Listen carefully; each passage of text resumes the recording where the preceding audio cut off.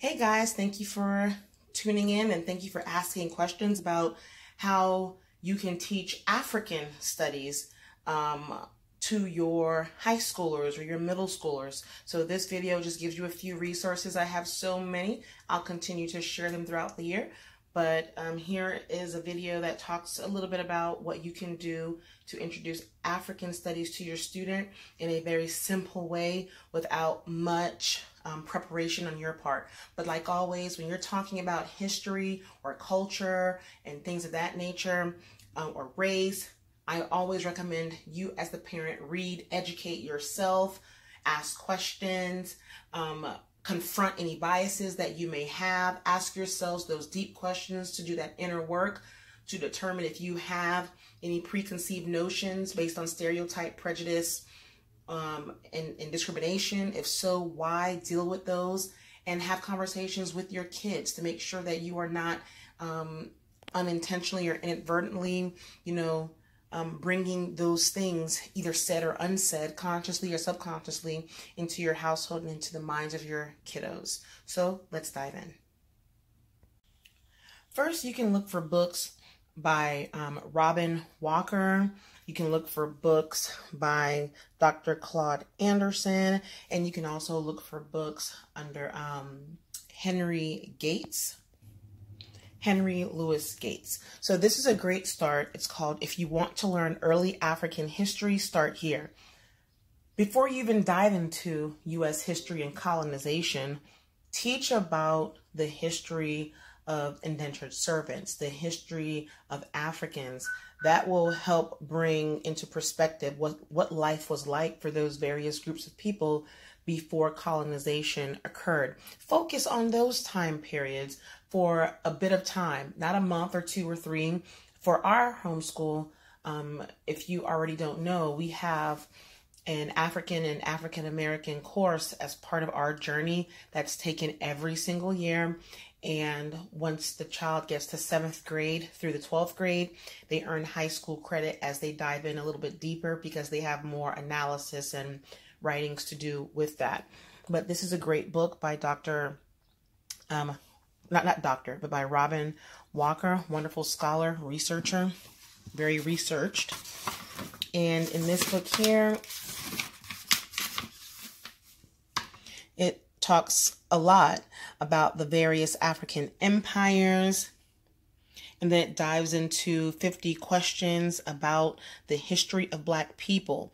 Did every race come from Black people? Where did white people come from? The Caucasus Mountains. Now, I will say, some people may not agree with his findings, his very thorough research. Scientists and historians and archaeologists have absolutely confirmed a lot of this information, but some people still just don't want to study it, understand it, believe it for their own personal reasons. But this is a great book to introduce to your student. Definitely in middle school, they can take this and read on their own, or you guys can read together.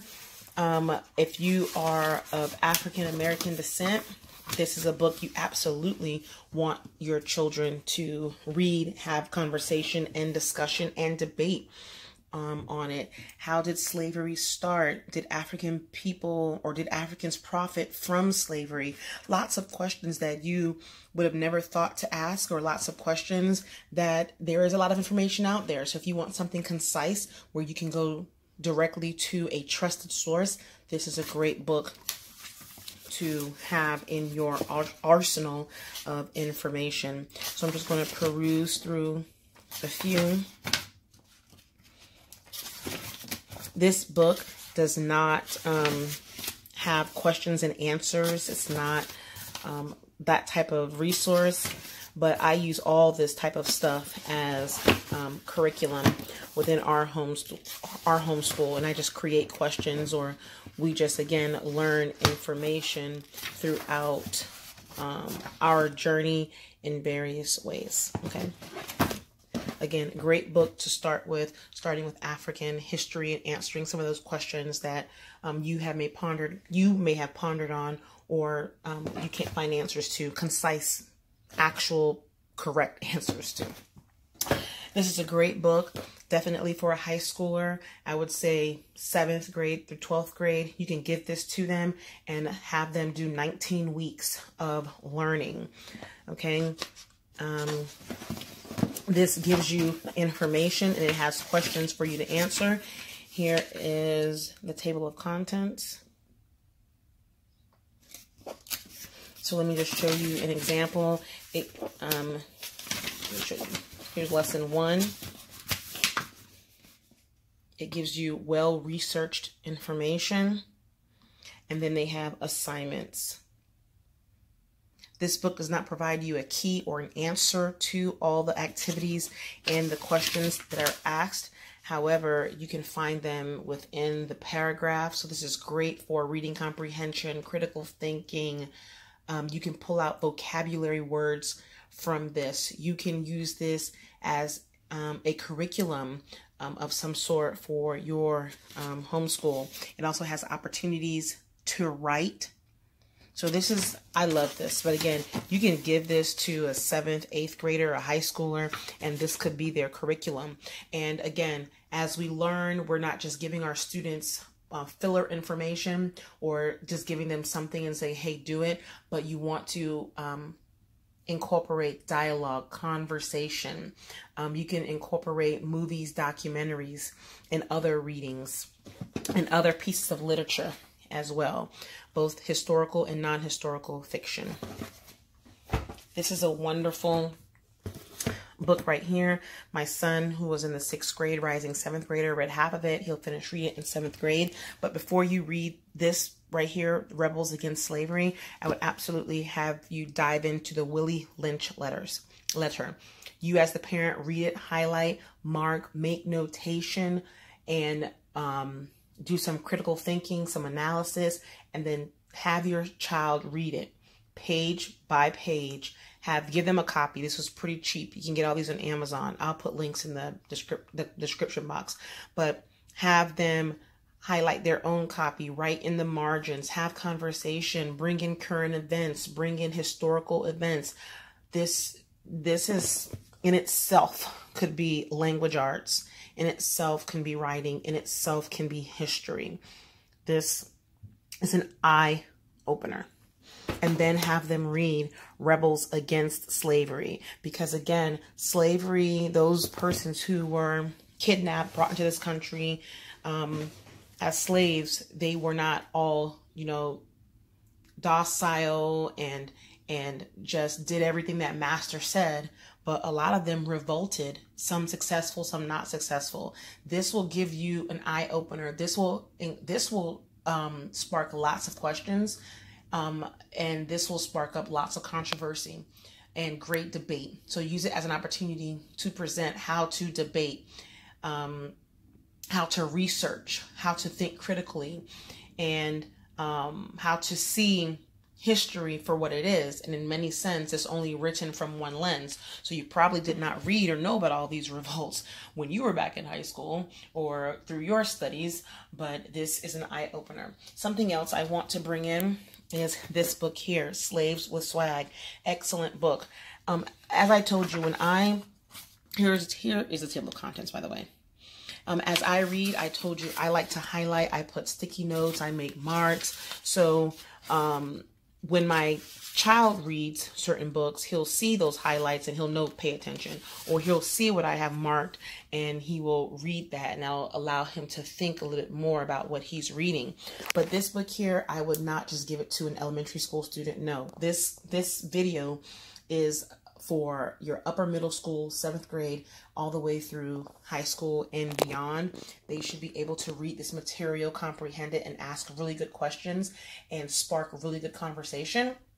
So this book here tells you prior to the Emancipation Proclamation, prior to Civil War and after, that there were slaves who were, or not slaves, but there were Africans who were free.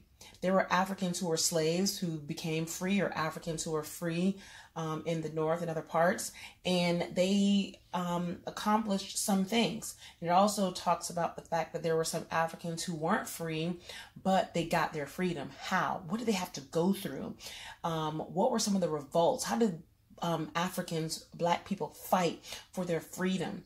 This is awesome. This is very well researched, by the way, and it pulls articles from the actual newspapers of the time, so that when these types of events took place, revolts or uprisings or unrest or different things that took place, they were written as articles in the newspaper. So they actually put in those newspaper articles and clippings so that you can see. And it also gives you a census. I thought this was really cool. And this is a very well-researched individual as well.